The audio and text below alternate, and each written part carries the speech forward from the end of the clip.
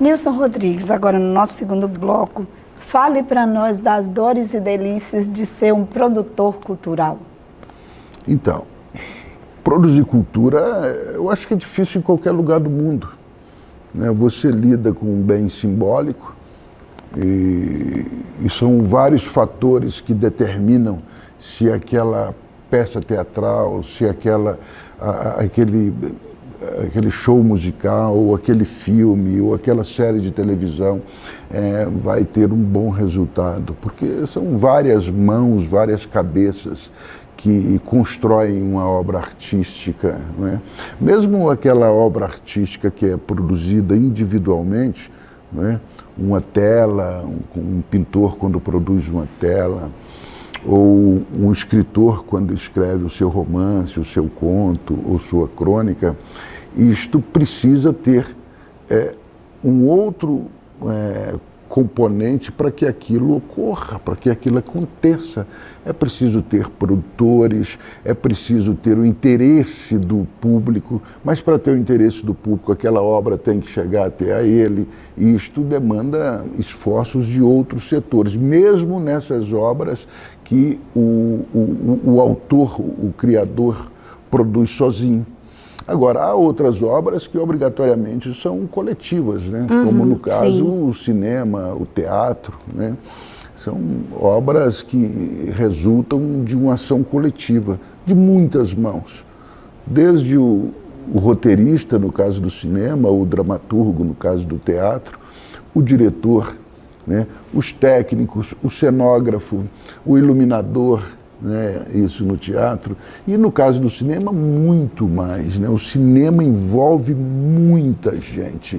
Hoje você, para fazer um filme de longa-metragem, você envolve no mínimo 100 profissionais, né? Desde a maquinária, a estrutura de arte do filme, de figurino, enfim, figurantes, atores. Você envolve muita gente, tem uma dimensão econômica importante também. Exatamente, a arte gera emprego e renda, né? Gera emprego e renda, e é um dinheiro que circula muito rápido. O que você investe, ou o que o Estado investe, ou o patrocinador investe, volta muito rapidamente como imposto, porque aquele dinheiro circula muito rápido. Então, investir em cinema, não é, dá retorno não só do ponto de vista simbólico, a obra em si, que isso é muito importante. Você um país precisa ter um audiovisual forte, um cinema forte, se ele quiser se reconhecer como nação. Além dessa parte simbólica, tem essa dimensão econômica, gera emprego, gera renda, circula rápido esse dinheiro, gera impostos para o Estado, né? Então o cinema tem essa característica, envolve muita gente e gera muito emprego, muita renda, né?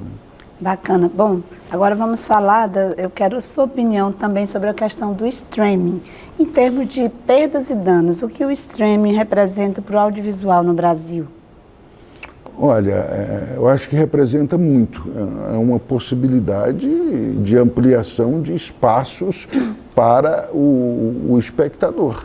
O espectador no Brasil ficou muitos anos por interesses políticos subordinado apenas às televisões abertas.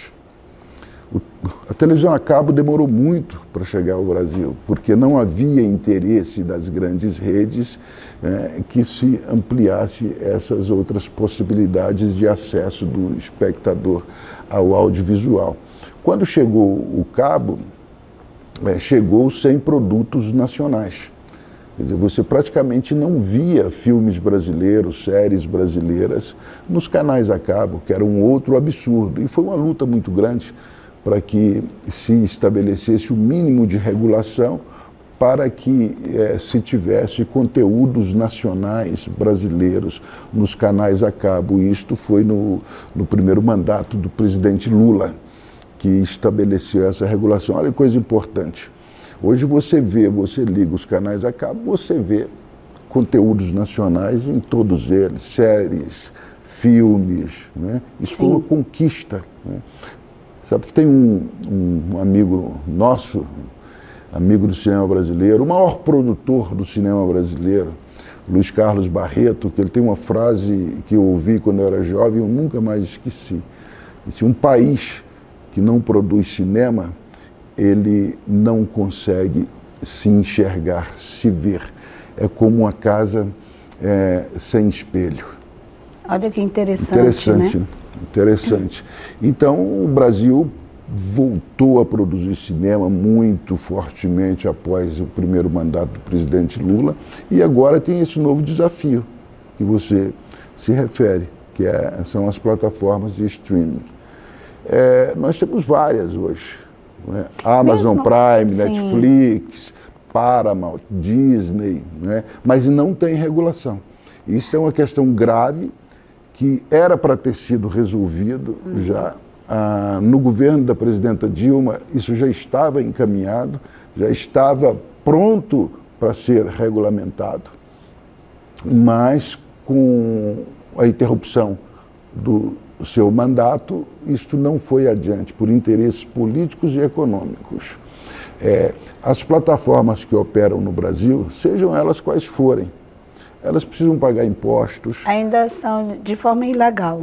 É isso? Eu não diria que é ilegal. Eu acho que falta uma regulamentação que permita que tenha conteúdos nacionais nessas plataformas, que elas paguem alguma taxa, algum imposto por usar, né, o nosso espaço, por vender os produtos deles para os espectadores brasileiros. Isso, sim, se dá em qualquer lugar do mundo. Sim, qualquer claro. país que se preze faz isto. Nós não podemos apenas ser um quintal, não é, dessas grandes multinacionais que usam o país apenas para obtenção de lucro.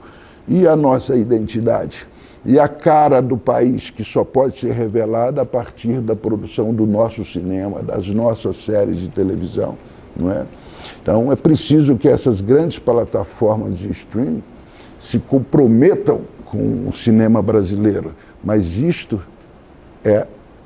para que isto ocorra, não é questão de boa vontade, é preciso de regulamentação. Agora, isso já está em curso, com a volta do presidente Lula ao governo federal, isso já está em curso e isto vai ocorrer. Nós vamos ter uma regulamentação das plataformas de streaming. Bacana. Vamos continuar conversando com o Nilson Rodrigues no nosso bate-papo. E no próximo bloco a gente fala sobre o pastor e o guerrilheiro, que é a razão do Nilcinho estar de volta ao Tocantins. Você não sai daí que a gente volta já já.